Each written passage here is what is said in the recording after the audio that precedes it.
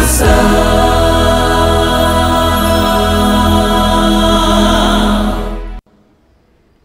Basi kwa hakika wakati ni sasa, na kama si sasa basi ni sasa hivi. Tukimshukuru Bwana kwamba amekuwa pamoja nasi na rehema zake ni nyingi kwetu, fadhili zake ni nyingi, ametulinda kila wakati hadi kufikia siku hii ya leo. Na kwa kweli kabisa siku hii ya leo tena Mungu wetu ako tayari kunena nasi kupitia kwa mtumishi wake Pastor Dr. Lucas Nzungu, ambaye amekuwa akijitayarisha kutoka tangu jana alipotoka hapa. Amejiandaa ili kuweza kuja kuzungumza nasi tena katika siku hii ya leo. Nami naomba nichukue nafasi hii niweze kuwakaribisha nyote mahali popote mlipo. Sijui mahali ulipo sasa ni wapi. Je, uko katika kituo, uko nyumbani, uko katika safari, labda unasafiri katika matatu au uko katika basi, ama uko mahali popote pale ulipo. Ni wakati mwingine wa pekee ambao Bwana ananena nawe kwa namna ya kipekee, na kwa hivyo uweze kufungua moyo wako, usifanye moyo wako kuwa mgumu. Na wakati baada ya neno la Bwana limesikika kwako kwa namna ya kipekee, hebu wito utakapotolewa usifanye moyo wako kuwa mgumu. Na kwa hivyo mahali popote ulipo, hata katika vituo na sehemu yoyote ile, tungependa sasa tuweze kumuomba Mungu ili kwamba akaweze kunena nasi na pia akaweze kumtumia mtumishi wake katika neno ambalo ataweza kulinena. Hebu basi kwa heshima mbele za Mwenyezi Mungu mahali popote ulipo unaweza kusimama ili kwamba tukaweze kufanya ombi. Tunaomba. Baba, katika jina la Yesu, tunakushukuru, tunakutukuza, tunakuhimidi, tunakuinua kwa sababu wewe ni Mungu wa pekee, wala hakuna mwingine aliye kama wewe.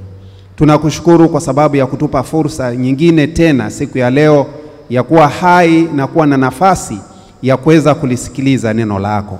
Basi Baba, tunaomba ya kwamba ukaweze kunena nasi kwa namna kipekee. Fungua mioyo yetu na Roho wako Mtakatifu apate nafasi ndani ya mioyo yetu, ili yatakayonenwa Bwana yakaweze kuwa na nguvu ya kuweza kutuvuta karibu na wewe na hatimaye kututayarisha kwa ajili ya ufalme wako. Zidi kuwa pamoja nasi Bwana. Tumie mtumishi wako Pastor Lucas Nzungu anapolinena neno lako, mpatie kinywa cha kunena kwa ufasaha. Zungumza na ubongo wake na akili yake, na ukaweze kumtakasa kinywa chake anapolitangaza neno lako. Hebu nenda ukambariki na ukatubariki sote, na ni katika jina la Yesu Kristo aliye Mwokozi wetu. Amen. Basi jina langu ni Wilson Mwamzuka, naye mtumishi wa Bwana aliyesimama mbele yako ni mtumishi wa Bwana Dr. Lucas Nzungu, ambaye yuko tayari kuweza kunena nasi. Pastor, karibu ili uweze kulinena neno la Bwana. Karibu.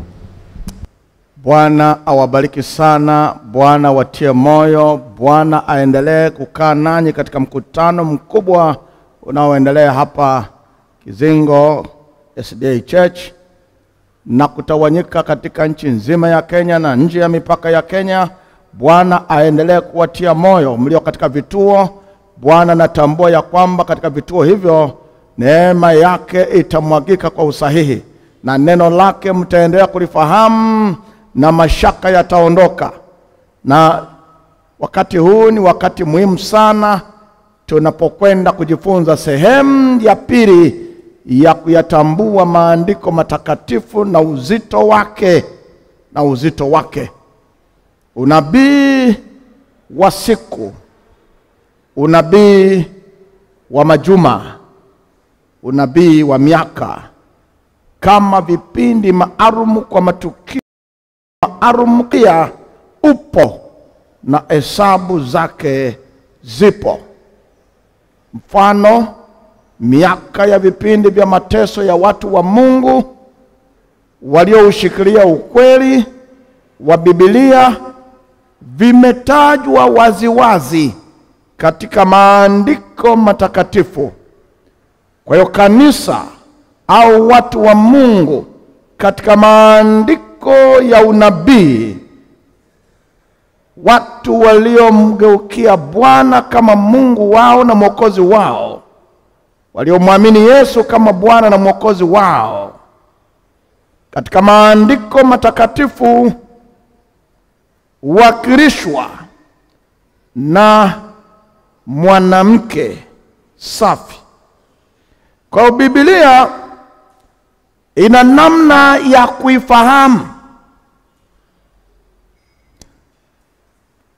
na kwa hiyo ukisoma Biblia ikasema mwanamke kahaba, maana yake rahisi kabisa, kanisa lililovunja mipaka na misingi ya Mungu ovu. Na mwanamke safi itawakilisha kanisa la Mungu ambalo limetii mapenzi ya Mungu wakati wote. Kwa hiyo katika Agano la Kale, kanisa la Mungu, watu wa Mungu, Mungu aliwapa kiwakilishi chao mwanamke.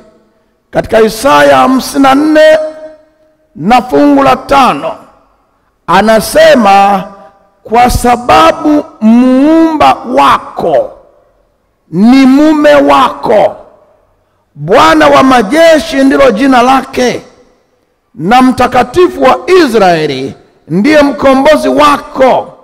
Yeye atakuwa Mungu wa dunia yote. Na katika fungu la 6 anasema, maana Bwana amekuita kama mke aliyeachwa na kuhuzunishwa rohoni, kama mke wa ujana tupwapo, asema Mungu wako. Kwa hiyo Agano la Kale inapokuja kwenye unabii, kanisa, watu wa Mungu wanawakilishwa na mwanamke. Na katika Agano Jipya, maana jana tulijifunza Biblia na leo tunaendelea kuiangalia Biblia, namna ya kuisoma na kuielewa. Katika Agano la Kale anasema, wewe nimekuita kama mke, na Bwana Mungu wako, muumba wako, atakuwa mume wako.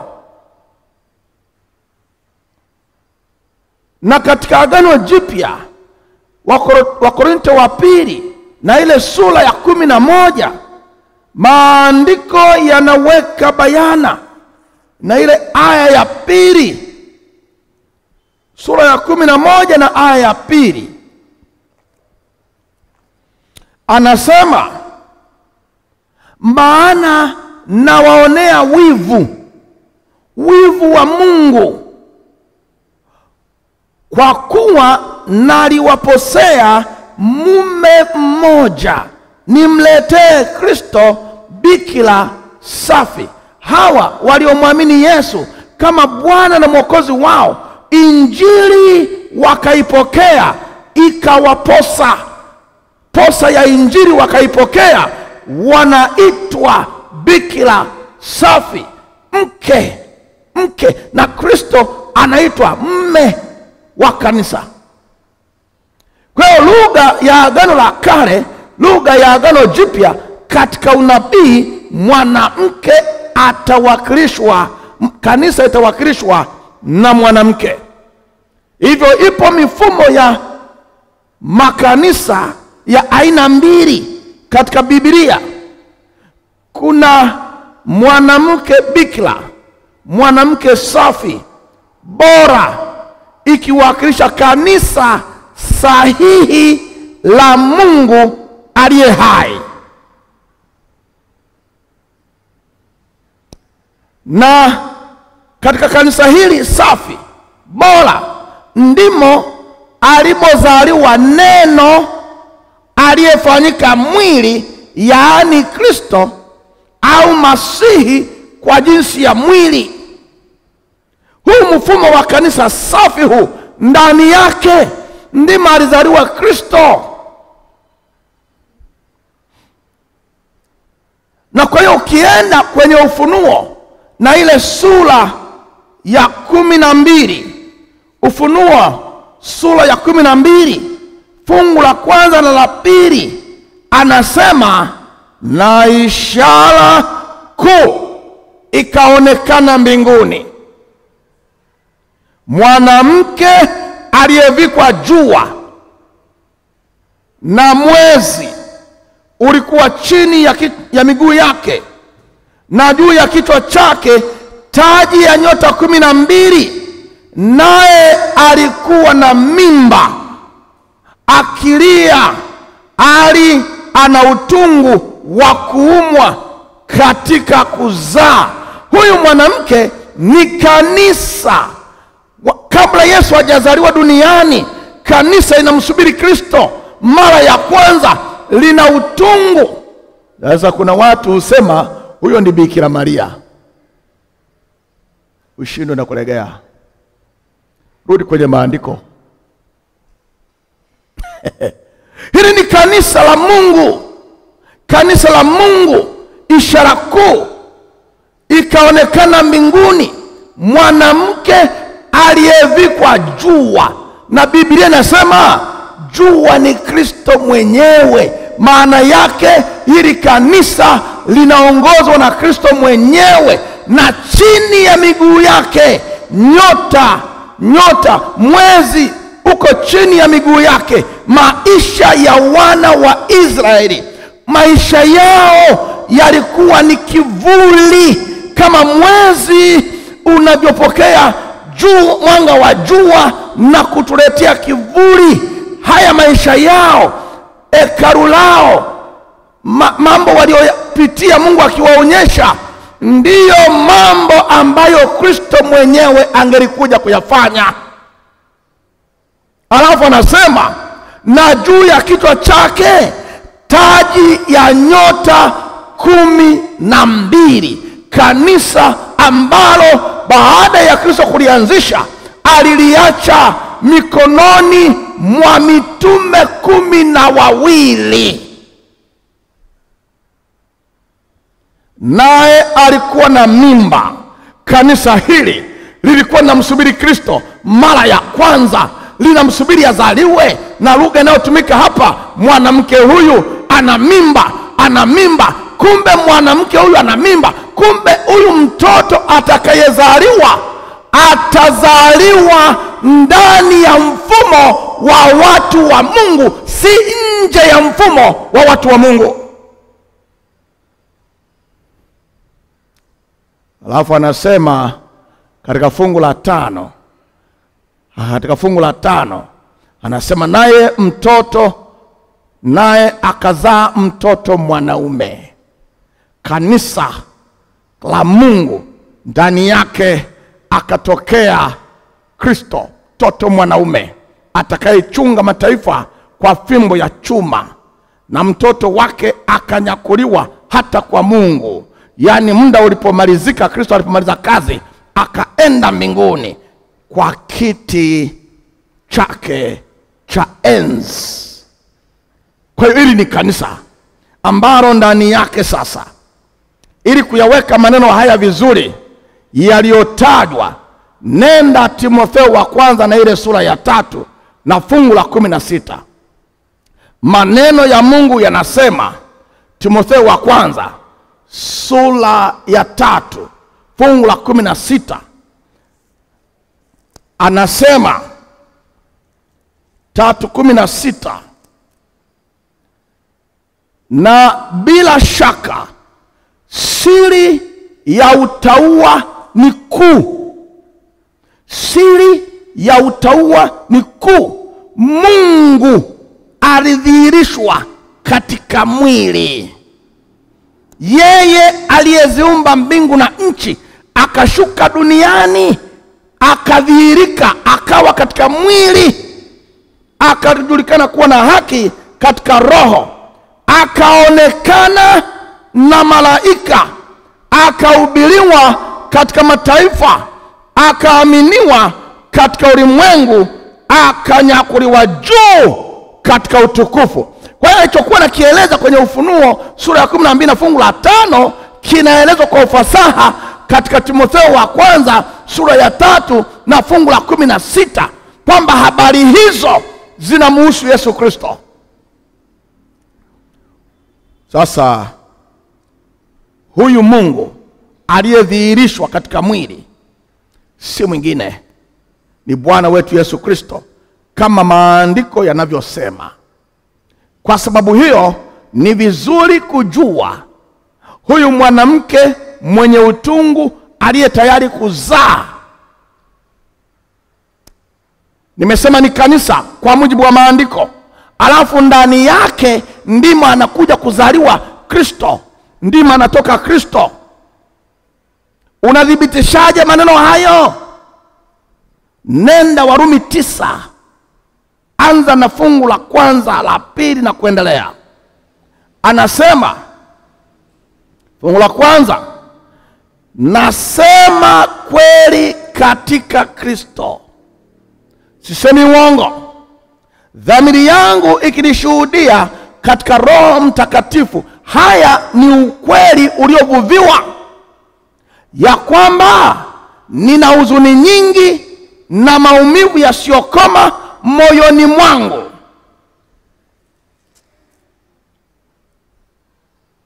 Kwa maana ningeweza kuomba mimi mwenyewe niharimishwe na kutengwa na Kristo kwa ajili ya ndugu zangu, jamaa zangu kwa jinsi ya mwili, ambao katika fungu la 4, ambao ni Waisraeli wenye kule kufanywa wana. Wamepewa heshima ya kufanywa wana na ule utukufu. Mungu akashuka katikati yao, na maagano, wakapewa amri 10 na kupewa Torati, wakapewa amri, wakapewa sheria na ibada ya Mungu na ahadi zake. Yani hawa wakapewa sio sheria tu, na ibada ya Mungu aliye hai. Fungu la 5, ambao mababu ni wao, yani Ibrahimu, Isaka, Yakobo. Na katika hao, yani kwenye mfumo huo, alitoka Kristo kwa jinsi ya mwili, ndiye aliye juu ya mambo yote, na yeye mwenyewe ni Mungu mwenye kuhimidiwa milele, na dunia yote iseme amina. Kwa hiyo kanisa la Mungu, ndio maana mwanamke yule ana mimba. Yani kanisa, Kristo anataka kuzaliwa ndani ya kanisa. Kanisa ndio linazaa, ndimo Kristo anapotokea, na ni kanisa hili linamsubiri Kristo mara ya pili. Watu wa Mungu hawa wanamsubiri Kristo mara ya pili. Kwa hiyo Biblia inazungumza juu ya mwanamke kahaba anayewakilisha kanisa lenye mfumo mwovu utakaoleta mateso kwa watu wa Mungu kwa nyakati zote, hata kipindi cha mwisho cha wakati wetu. Niweke vizuri hapo, linawakilisha mfumo wa kanisa ovu uliotesa watu wa Mungu zamani, utakaotesa watu wa Mungu siku si nyingi zijazo, kabla ya Kristo kutokea duniani. Na Ufunuo 17:1 anasema, akaja mmoja wa wale malaika 7 wenye vile vitasa 7, akanena nami akisema, njoo huku nitakuonyesha hukumu ya yule kahaba mkuu aketie juu ya maji mengi.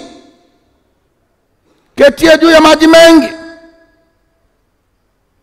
ambaye wafalme wa nchi wamezini naye, na wakao juu ya nchi wamelevya kwa mvinyo wa asherati wake. Yani dunia yote Kila mtu anausudu mfumo huu, anauona ndio wenyewe, na Biblia inajua anauona ndio wenyewe.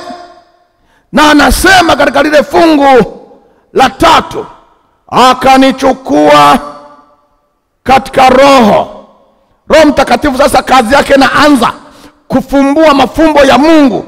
Akanichukua katika Roho hata jangwani, nikaona mwanamke ameketi juu ya mnyama mwekundu mwenye kujaa majina ya makufuru, mwenye vichwa 7 na pembe 10.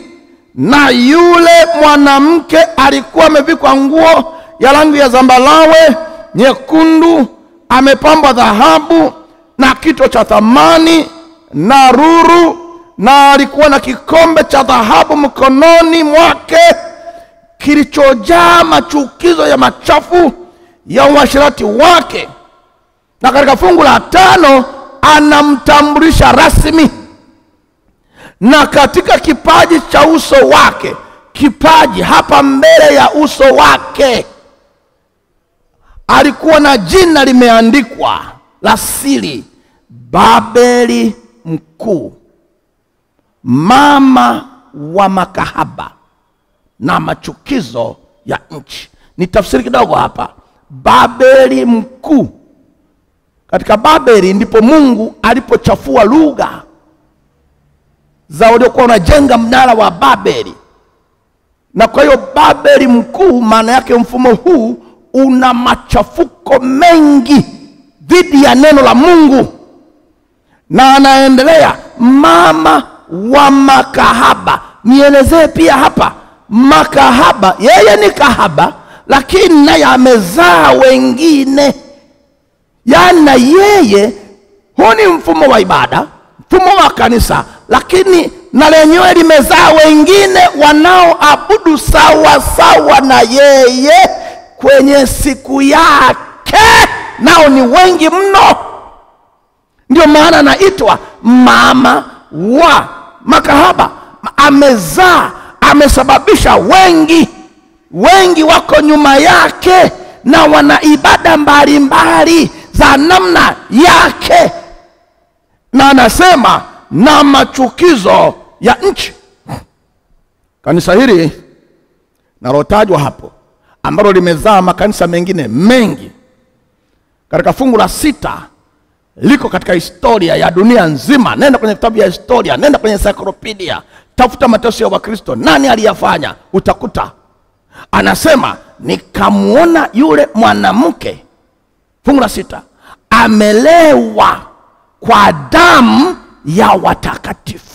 Maana yake ataua watakatifu. Amelewa damu ya watakatifu, na kwa damu ya mashahidi wa Yesu. Na mashahidi wa Yesu, watakatifu hawa na mashahidi wa Yesu, wengi waliuawa na mfumo huu.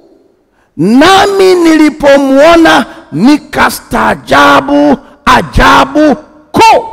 Na wewe ukitaka kustaajabu, maana hapa siwezi kumaliza, nenda tu kwenye library yoyote, maktaba yoyote, tafuta tu mateso ya Wakristo na tafuta nani aliyafanya. Utakuta orodha na waliouawa ni wangapi. Historia inaonyesha watu zaidi ya milioni 50 walipoteza maisha. Mfumo huu umejaa damu ya watakatifu. Sasa muda gani wa mateso ya mashahidi wa Yesu utatumika? Biblia inaweka wazi. Mfumo huu utatumia miaka mingapi kutesa watakatifu? Miaka mingapi? Nenda katika Biblia. Asa watu wanasemaga Biblia nzito. Ndugu mtazamaji, Biblia sio ngumu. Sisi ndio tunafanya kuwa ngumu. Maana unajaribu kuona ukweli, alafu unaupinda, inabidi upite mbali. Unataka kwenda Nairobi, unaenda Tanzania, unatoka Tanzania unakwenda Nairobi. Kichwa kibovu wewe. Nenda moja kwa moja.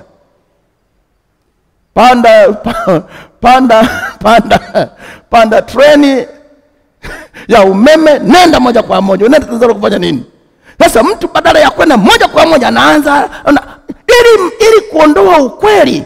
Huu mkutano sio wa kuficha ukweli. Sikiliza, Biblia inaonyesha muda ambao mateso haya ya watu wa Mungu kwa nyakati mrefu yatafanyika, lakini ipo kanuni ya kuyatafsiri.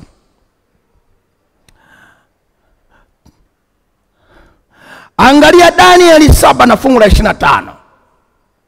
Anasema naye atanena kinyume, yani mfumo huu utanena kinyume chake aliye juu, nao watawadhoofisha watakatifu wake aliye juu, naye ataazimu kubadili majira na sheria, nao watatiwa mikononi mwake kwa wakati, nyakati 2.5 wakati,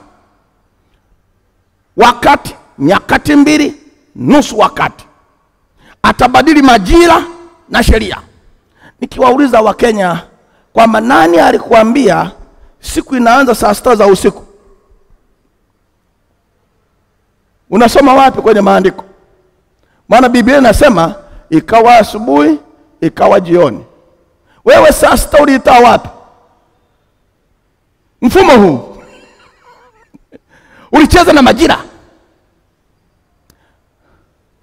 Kwa mujibu wa Biblia, kila mwezi una siku 30. Nani alisema kuna 28, 29, 31, 30? Yatoka wapi haya? Wakati wa Yesu alikuwa ni Kaisari Agustino Mroma. Yeye alipotawala akabadili mwezi wa 8 kauita Agosti, alafu akaupa na siku. Kwa kila Kaisari aliyetawala alicheza na mwezi na kubadilisha siku. Lakini Biblia ni siku 30. Sasa namna ya kujua nyakati, nusu wakati, nyakati 2.5 wakati ni rahisi. Biblia inasema katika Ezekieli 4 fungu la 6. Ndio kanuni ya Biblia ya kutafsiri unabii. Tena utakapotimiza hizo, utalala ubavu wako wa kuume, nawe utachukua uovu wa nyumba ya Yuda siku 40, siku 1 kwa mwaka mmoja. Nimekuagiza. Wana wa Israeli walikwenda kupeleleza nchi ya ahadi, wakatumia siku 40. Na waliporudi Mungu akawaadhibu, wakasafiri miaka 40. Maana siku moja kwenye unabii inawakilisha, yani siku moja ya unabii ni mwaka mmoja. Kwa kuwa walitembea miaka 40, walitembea siku 40, wakatumia miaka 40 jangwani. Kanuni hiyo tutatembea nayo. Lakini wakati huo kwa kuwa amesema wangepata mateso toka kwa mawakala wa shetani, siku moja ya unabii iliyo sawa na mwaka mmoja. Na kwa mujibu wa Biblia anasema nyakati 2.5 wakati. Kwa mujibu wa Biblia nyakati inawakilisha mwaka mmoja. Hiyo unaweza ukasoma katika kitabu cha Danieli 4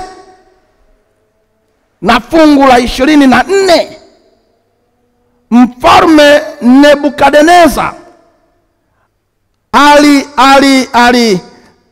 alipewa adhabu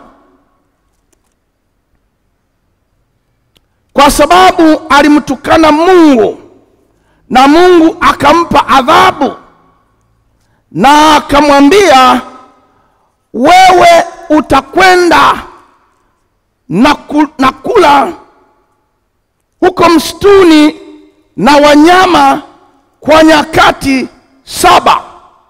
Kienda kwenye fungu la 25 anasema katika Danieli 4 na fungu la 25 anasema na kwa kuwa waliamuru kukiacha kisiki.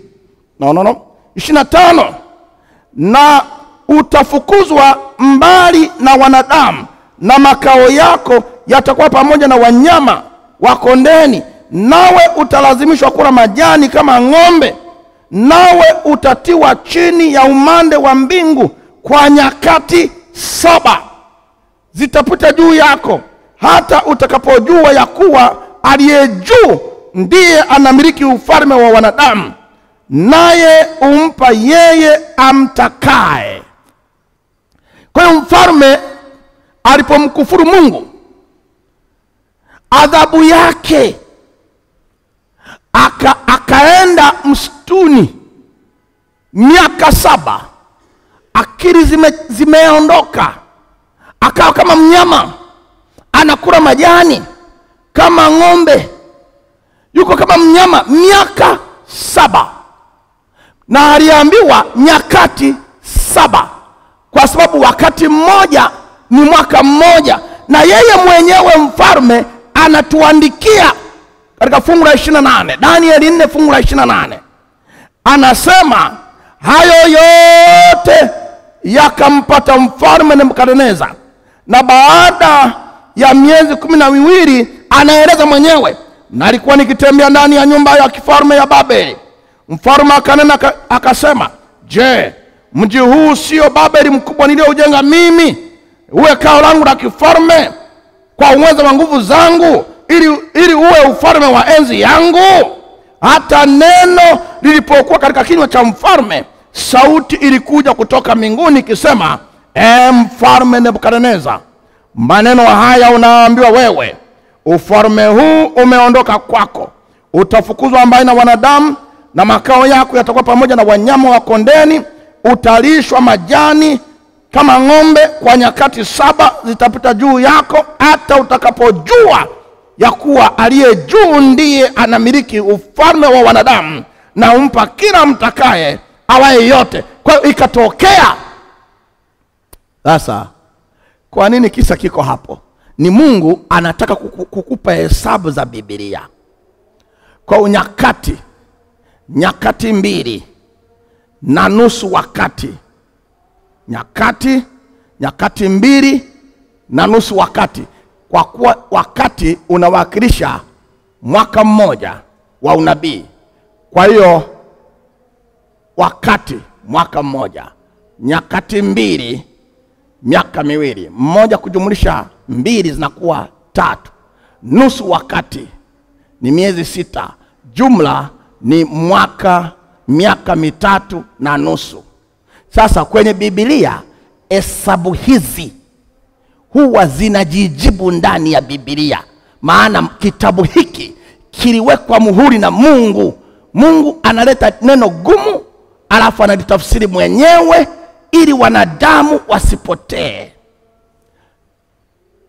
Miaka 3.5 ya unabii ni sawa na miezi mingapi? Hesabu ni rahisi kabisa. Mwaka mmoja miezi 12. Kwa hiyo miaka 3 miezi 36, na nusu mwaka miezi 6. Jumla tunapata miezi 42 ya unabii. Kwa kanisa litateswa muda wa miezi 42 ya unabii. Mpaka hapo hatujaja kwenye miaka yetu ya kawaida, tuko bado kwenye unabii. Ila ukifanya hesabu ya Biblia lazima uhakikishe ni sahihi. Kwa hiyo tukishapata miezi 42 ya unabii, lazima tuende kwenye maandiko yatuambie tuko sawa au hatuko sawa. Nenda kitabu cha Ufunuo 13 na fungu la 5. Ufunuo 13 na fungu la 5. 13 na fungu la 5. Anasema, thibitisha, anasema, naye akapewa kinywa cha kunena maneno makuu ya makufuru. Akapewa uwezo wa kufanya kazi yake miezi 42. Kwa hiyo tayari hesabu yetu iko sawa. Biblia imejitengenezea swali na Biblia imejibu swali kwamba watakatifu wa Mungu watateswa na mfumo mwovu kwa miezi 42 ya unabii. Soma tena Ufunuo 11:2. Ufunuo 11:2. 11:2 anasema, na behewa iliyo nje ya hekalu uiache nje wala usipime, maana mataifa wamepewa hiyo, nao wataukanyaga mji mtakatifu miezi 42. Yani kanisa la Mungu litateswa miezi 42 ya unabii. Kwa kuwa hesabu yetu imejibiwa na Biblia, tuko sawa mpaka hapo.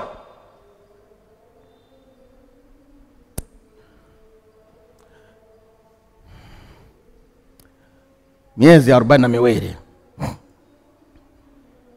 Miezi 42.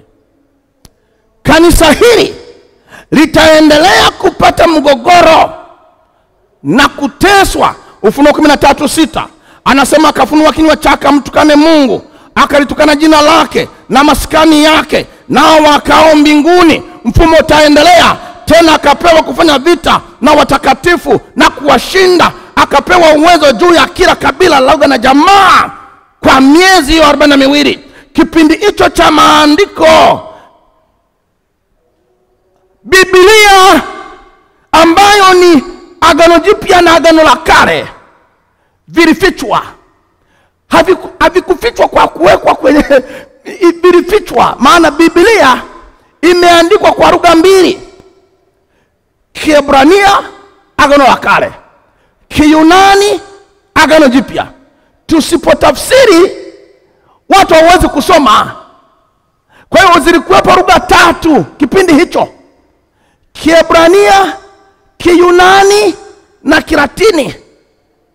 Kilatini lugha ya mtawala Mroma, Kiyunani lugha ya mwanazuoni mtaalamu, Kiebrania lugha ya watu wa dini. Na ndio maana kwenye msalaba wa Yesu ziliandikwa lugha tatu: Kiebrania, Kiyunani na Kilatini. Maana Mlatini, Mroma, huyo ndiye alikuwa mtawala na ndiye alikuwa anatesa kanisa na watu wake. Miezi 42. Sasa tupige hesabu nyingine. Biblia kila mwezi una siku 30.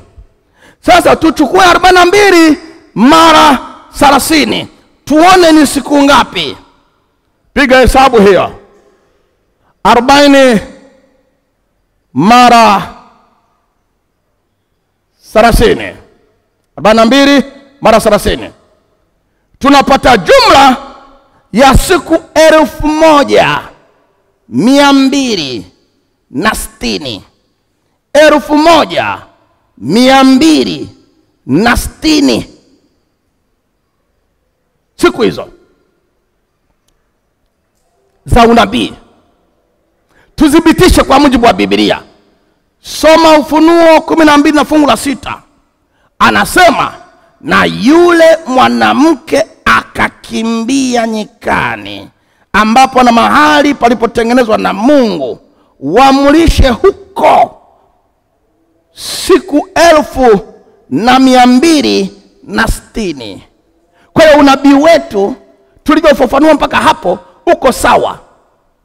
Si hivyo tu, hii Biblia, angalia Ufunuo 11 fungu la 3. Nami nitaruhusu mashahidi wangu 2, nao watatoa unabii siku 1260. Ali wamevikwa magunia. Kuvikwa magunia maana yake wana musiba, wanauawa, wana matanga. Na mashahidi 2 ni maandiko matakatifu, Agano la Kale na Agano Jipya. hao ndio mashahidi. Watatoa ushahidi wao wakiwa wanateswa, wanauawa, lakini hawataacha. Wataendelea. Kwa hiyo unabii huu upo kwa sababu kosa moja limefanyika, nalo limefanyika kwenye maandiko matakatifu, na waliolifanya wanalitetea kwa mabavu. Wameongeza na kupunguza maneno ya Mungu. Mwenyezi Mungu ana tabia sawa na neno lake. Mungu ni moto ulao. Waebrania 12:29 anasema, maana Mungu wetu ni moto ulao, neno lake nalo ni moto ulao. Yeremia 23:29, je, neno langu si kama moto, asema Bwana. Mungu yu hai siku zote. Kumbukumbu 5:26, maana ni nani aliyesikia sauti ya Mungu aliye hai akisema, toka kati ya moto, kama vile sisi asife. Zaburi ya 42:2 anasema, nafsi yangu yamuonea kiu Mungu aliye hai. Mungu aliye hai, na neno la Mungu li hai. Waebrania 4:12 anasema, maana neno la Mungu li hai, lina nguvu, hata lina ukali kuliko upanga wakao wote kukata kuwili. Maana yake ni kwamba tabia ya neno la Mungu ndiyo tabia ya Biblia. Mungu ni hakimu. Zaburi ya 56, na neno la Mungu nalo ni hakimu. Anasema yeye, Yohana 12:42 anasema, yeye anikatae mimi, asiyakubali maneno yangu, anayamhukumuye neno hilo nilolinena, ndilo litakalomhukumu siku ya mwisho. Kwa hiyo madai ya Mungu dhidi ya maneno yake katika Kumbukumbu 4:2 anasema, msiliongeze neno ninalowaamuru, wala msilipunguze, mpate kuzishika amri za Bwana Mungu wenu. Na katika Kumbukumbu 12:32 anasema, neno liwaagizalo lolote liangalieni kulifanya, wala usilipunguze.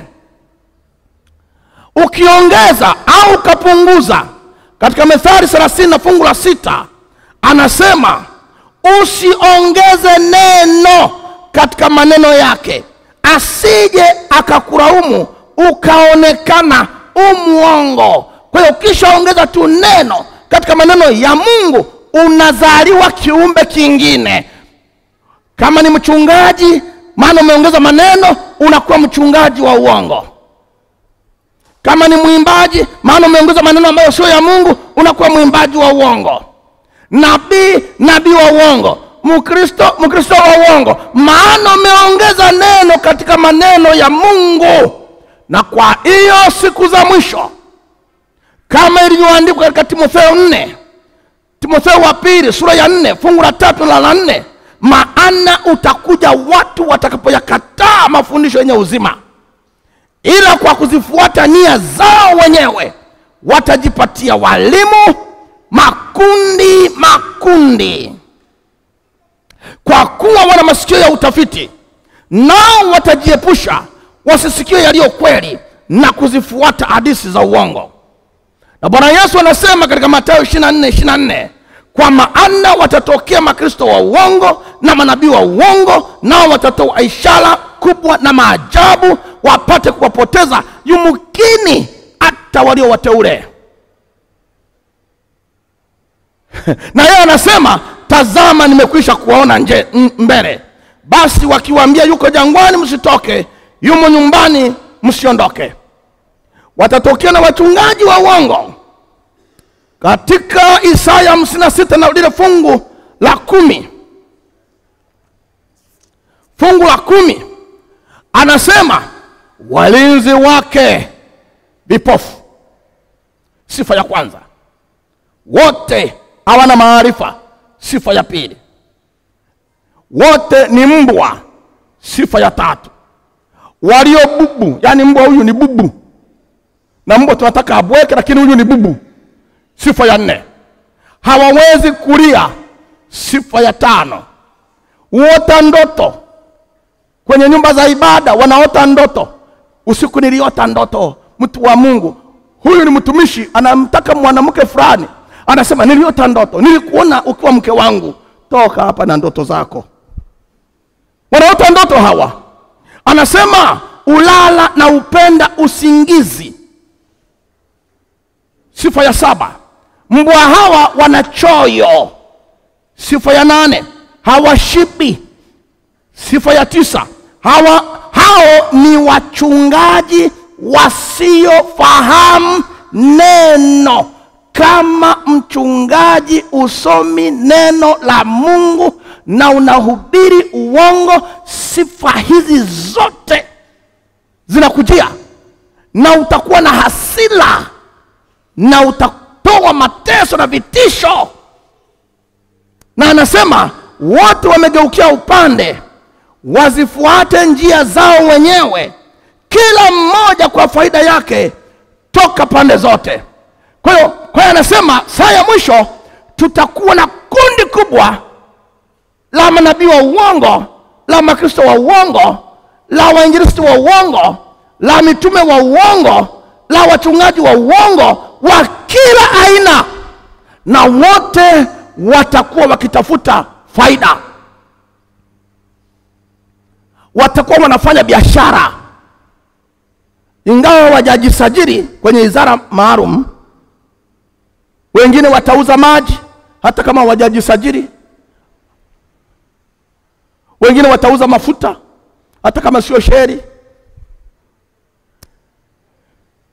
ya upako. Wengine watauza mchanga. Kutakuwa na vurugu za kila aina. Mungu anataka nini?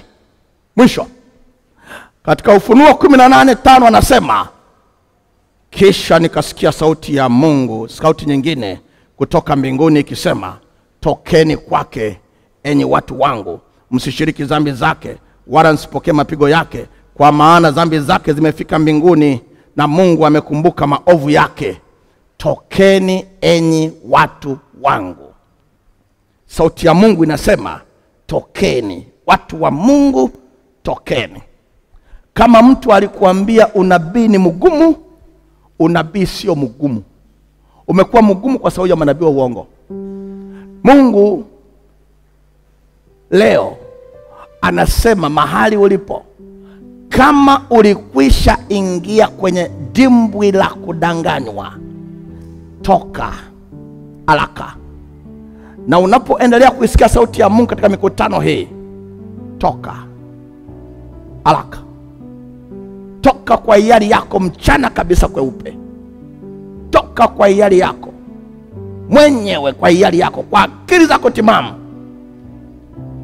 Kama uliambiwa Biblia itafsiriki, umeona hata siku zinajitafsiri ndani ya Biblia. Kwa nini usiamue kuutii ukweli? Ninakupendekezea leo, fanya maamuzi. Tutakuwa na wito maalum, na wewe fanya maamuzi ya kubatizwa. Mungu akubariki, Mungu akutakase, Mungu akutie moyo unapoendelea kufanya maamuzi ya magumu katika saa hii ya mwisho, maana wakati ni sasa.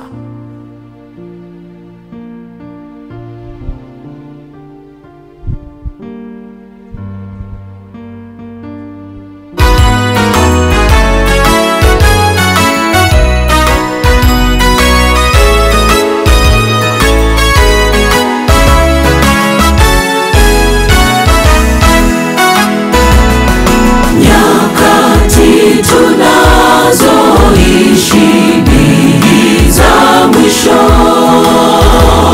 Manabii walikwisha tabiri matukio. Heri asomaye na wao wayasikiao maneno ya unabii huu, maana wakati ni sasa. Maneno ya unabii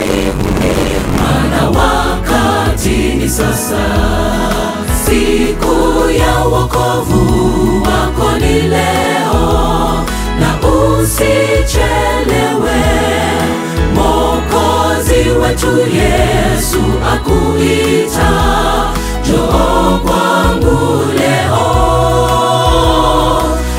Usitazame ya dunia, kwani yanapita. Songa mbele na kwa imani, maana wakati ni sasa. Songa mbele na kwa imani, maana wakati ni sasa.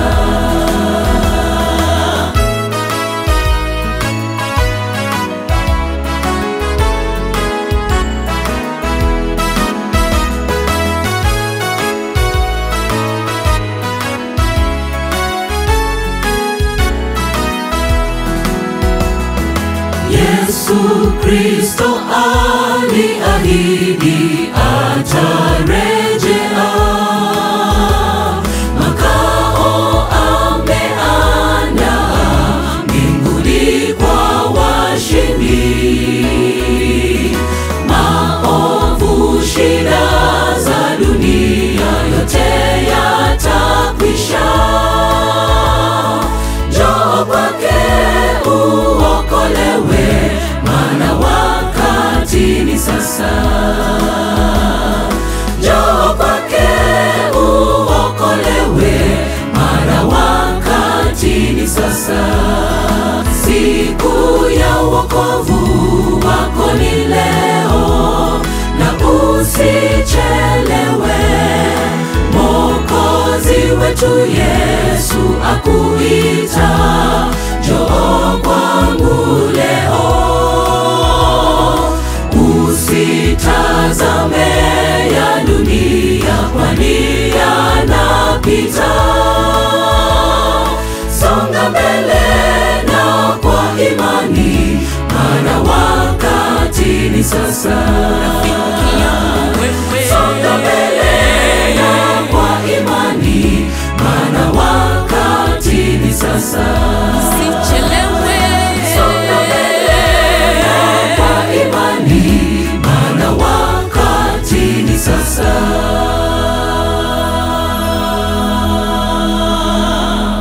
Umesikia tayari sauti ya Mungu. Umejifunza maandiko yasiyochanganywa. Umeusikia wito wa Mungu ukisema, tokeni kwake enyi watu wangu. Jioni ya leo unasema katika moyo wako, nitasimama sawa sawa maisha yangu yote, Bwana nisaidie. Simama kwa miguu yako miwili. Na wakati unasimama leo, kama kuna mtoto wa Mungu anasema, nitajiunga na kanisa la Mungu, nitabatizwa katika kanisa la Mungu. Mahali ulipo naweza ukanyosha mkono. Mahali ulipo nasema, nitabatizwa katika kanisa la Mungu. Kama uko mahali hapa, nyosha mkono mahali ulipo. Bwana akubariki, Bwana akubariki. Bwana, tunakushukuru sana kwa mikono inayonyoshwa. Tunakushukuru katika vituo mahalia ambavyo watoto wako wanaona na kutazama na kusikiliza.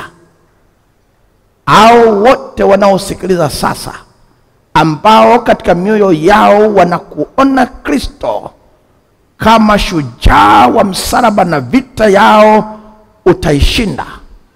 Wanajitoa kwako. Watumishi wa Mungu wanaposimama, wazee wa kanisa katika vituo mahalia, wakitoa wito saa hii katika vituo vyao, na hawa watu wa Mungu wakija sasa, tambua wanakuja kwako. Nyosha mikono yako na kuwapokea, maana ni watoto wako na wanakuja sasa katika saa hii ya ubatizo. Wamekata shauri wakija na kauli mbiu, wakati ni sasa, wakati wa kuokolewa ni sasa. Asante kwa ajili ya kundi kubwa hilo na kufanya maamuzi. Nasi tunaliweka mikononi mwako kwa imani, tukijua ya kwamba baada ya kutoka katika mfumo huu, bado katika vituo mahalia wito utaendelea. Endelea kubariki watu wako na kuwaita kwako, maana tumeomba kwa imani katika jina la Bwana wetu Yesu Kristo. Amina. Amen, amen, amen. Sijui Karo, unahisi vipi? Nimeingiwa na uoga kiasi. Kwa nini?